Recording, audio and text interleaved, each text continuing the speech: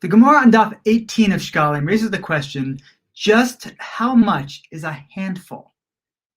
So why is this a relevant question? Because, well, people would often donate things to the temple.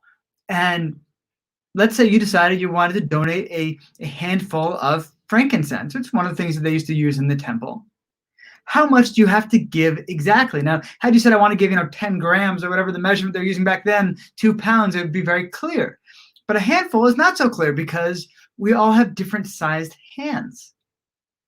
So one of the things that is being weighed around is maybe if you just say what we call stam, you say with unspecified, I'm going to give a handful.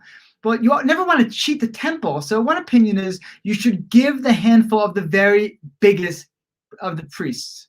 So of all of the priests who might go into the temple, they all take different sized handfuls. You want to give the handful of the biggest guys. So literally one new 7-foot priest comes into the service of the temple, and suddenly everybody who says they want to donate a handful goes up, because now there's a possibility of a bigger handful and the amount would go up. He dies, the amount that everyone would have to bring would go down. That's one opinion. Another opinion is saying, no, it doesn't have to be. It can be an ordinary handful, even the handful of the person making the offering. They could say, I want to bring a handful. So maybe we're talking about their hands, what they can actually hold. Maybe that's the relevant quantity.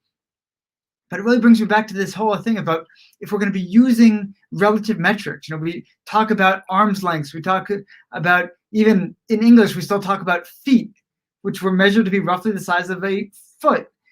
But we had to actually go and say, okay, no. It's not this guy's foot or that guy's foot. It's now a standard 12 inches. So we have something that everybody can take and understand across the board.